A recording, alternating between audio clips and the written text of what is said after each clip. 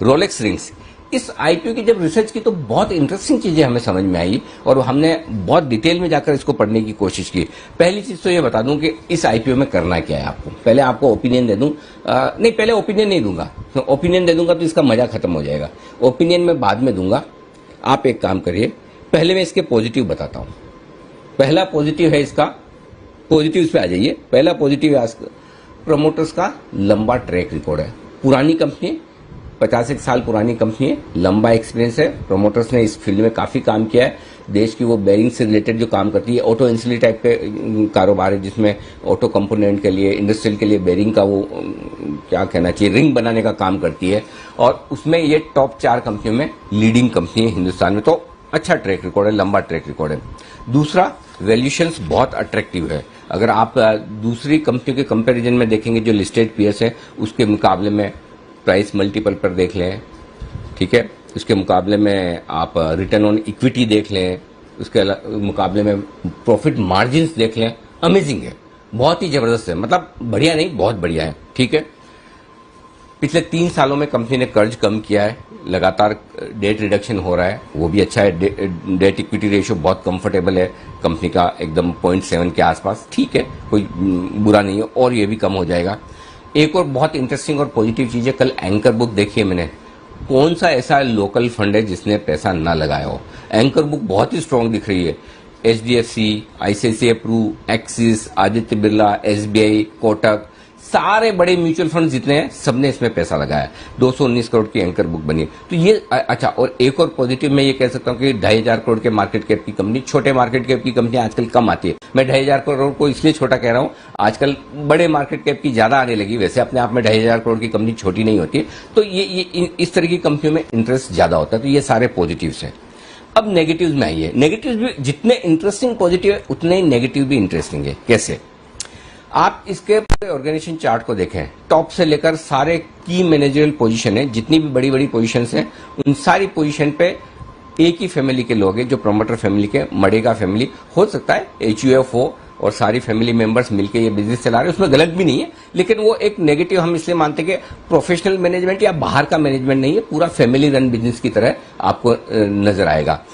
खाली एक जो कल CFO साहब थे, दोषी साहब, जिनका हमने इंटरव्यू किया, वो भी अभी 2-4 महीने पहले ही CFO बने हैं कंपनी में काफी समय से, लेकिन अभी उन्हें CFO बनाया। तो बाहर का प्रोफेशनल मैनेजमेंट नहीं है, ये भी प्रोफेशनल हो सकते हैं, लेकिन है सारे के सारे मडेगा फैमिली के मेंबर्स, वो एक नेगेटिव होता है। दूसरा, अब इसके प्रॉफिट के नंबर्स जो मैं देख रहा हूं, नंबर्स बहुत ही शानदार है। कभी कभी क्या होता है, बहुत अच्छे नंबर्स भी विश्वास करना मुश्किल हो जाता है। मसलन मैं बताऊं आपको, देखिए हुआ क्या है, पिछले 2-3 साल की आप परफॉर्मेंस देखें ना, मार्च 2019 में कंपनी ने रेवेन्यू किया 900 करोड़ का और मार्च 2021 में किया 600 करोड़ का, यानी 900 करोड़ से रेवेन्यू घटकर 600 करोड़ आ गया।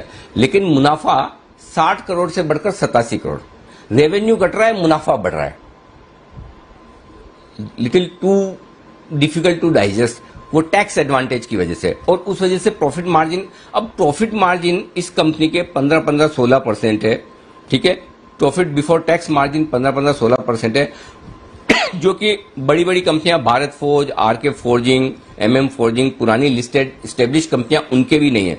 तो ऐसी ये कंपनी क्या खास कर रही है कि इसके मार्जिन इतने बढ़िया है, इसका जवाब मेरे पास नहीं है। तो नंबर्स हैं बहुत अच्छे, लेकिन इतने अच्छे नंबर्स पे भी इमीडिएटली भरोसा नहीं होता, वो एक चीज है।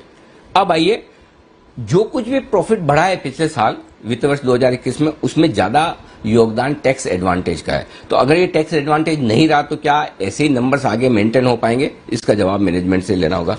अब एक और इंटरेस्टिंग चीज मुझे दिखी, इसको एक प्रोस्पेक्टस को पढ़ते पढ़ते, वो ये 2017 से 2019, जुलाई 2017 से जून 2019 में केयर रेटिंग्स ने इस कंपनी की रेटिंग रखी थी care D. Care D rating का मतलब यह कि या तो कंपनी डिफॉल्ट कर चुकी है या डिफॉल्ट करने के करीब है, और 2013 में भी एक बार कंपनी ने डिफॉल्ट किया है। तो अगर 2 साल पहले ही अभी अगर डी रेटिंग थी, अभी आज की तारीख में केयर की रेटिंग डबल बी है। डबल बी रेटिंग ठीक है, मतलब बहुत अच्छी नहीं तो बहुत खराब भी नहीं, डिफॉल्ट वाली मामला तो नहीं है, लेकिन 2 साल पहले डी रेटिंग और वो 2 साल तक रही है। तो ये थोड़ा क्वेश्चन मार्क पैदा करता है कि फिर क्या कंपनी के पुराने फाइनेंशियल्स भी देखने चाहिए, क्या वाकई में ट्रैक रिकॉर्ड थोड़ा डाइसी रहा है, पता नहीं। तो ये सारी चीजें हैं जो आपको थोड़ा सा डिस्कम्फर्ट देती है। तो जितना मैं इसके बारे में पढ़ रहा हूं, कुछ चीजें बहुत अच्छी लग रही है, एक्सट्रीम अच्छी लग रही है कि क्या वैल्यूएशंस है, कितने बढ़िया फंड्स पैसा लगा रहे हैं, और कुछ चीजें ऐसी लग रही है कि नहीं कंफर्ट नहीं आ रहा। तो अपने क्या करना है, सिंपल, जो रिस्क लेने वाले इन्वेस्टर्स हैं, जो वैल्यूएशंस पे आ रहा है उसको देख के ये तो नहीं लगता कि आईपीओ नीचे लिस्ट होगा, करेक्ट, वो तो कोई चांस नहीं है, तो आप एक बार लिस्टिंग पर पैसा लगाने के लिहाज से अप्लाई कर दीजिए। लिस्टिंग कहां होती है, कैसे होती है, वहां पर फिर हम लिस्टिंग पर व्यू लेंगे कि क्या करना चाहिए। तो प्योरली अभी रिस्क लेने वाले इन्वेस्टर्स लिस्टिंग पर पैसा लगाने के लिहाज से इस आईपीओ में पैसा लगा सकते हैं। ये ओपिनियन आपकी आ जाएगी। भी risk taking investors can apply for listing gains. Risk लेने वाले इन्वेस्टर्स अप्लाई करें लिस्टिंग गेन्स के लिए, ज्यादा हटा दें, खाली जोखिम ही रहने। जोखिम लेने वाले इन्वेस्टर्स लिस्टिंग गेन के लिए पैसा लगा सकते हैं। ये मेरी राय है। दीप, क्लियर है? बिल्कुल सर, क्लियर है, और देखेंगे किस तरह का रिस्पांस बाजार देता है इस आईपीओ को। पर जैसा आनंद जी कह रहे हैं, रिस्क टेकिंग इन्वेस्टर्स, जोखिम लेने वाले इन्वेस्टर्स लिस्टिंग गेन्स के लिए इस आईपीओ में अप्लाई कर सकते हैं। तो आइए फिर एक नई आईपीओ खुल रही है, उस पर नजर रहेगी। एक चीज और भी कहना चाहता हूँ दीप, एक चीज और कहना चाहता हूँ। खबरें जी सर। दीप, एक चीज और कहना चाहता हूँ, माफ कीजिएगा आपको बीच में रोक रहा हूं, और वो ये है कि जब दोनों तरह की चीजों में मैं उसके बावजूद पैसा लगाने की राय दे रहा हूं तो उसका एक रीजन भी है। मैं इस मामले में काफी हद तक उन तमाम फंड मैनेजर्स पे भरोसा कर रहा हूं जिन्होंने एंकर बुक में पैसा लगाया। क्योंकि क्या होता है, कई बार आईपीओ के वक्त जब आप किसी कंपनी का इंटरव्यू करते हैं या जो प्रोस्पेक्टस देखते हैं, उसमें बहुत सारी चीजें वो नहीं होती जो कंपनी आगे करने वाली होती है, करेक्ट। आगे फ्यूचर्स के एक्सपेंशन प्लान्स, आगे की ग्रोथ, आगे की प्रॉफिटेबिलिटी, वो जनरली फंड मैनेजर से जब 1-on-1 वो रोड शोज करते हैं, बात करते हैं, तो उन्हें बताते हैं। लेकिन पब्लिकली चूंकि अलाउ नहीं है तो वो पता नहीं चलता। तो मैं ये भरोसा कर रहा हूं कि इन सारे फंड मैनेजर्स ने कुछ न कुछ अपनी मेहनत की होगी, अपना दिमाग लगाया होगा, है ना, और पूरा सोच समझकर उन्होंने एंकर बुक में पैसा डाला है। तो मैं काफी हद तक अपने जजमेंट में एक एजम्पशन लेकर चल रहा हूं कि इन्होंने अपनी मेहनत की होगी, और जब इतने बढ़िया फंड्स एंकर बुक में डाल रहे हैं तो फिर मुझे लगता है कि एक चांस लेने में हर्ज नहीं है। तो इन सबको देखते हुए मेरी राय है कि आप लिस्टिंग गेन के लिए एक बार अप्लाई कर सकते हैं। जी।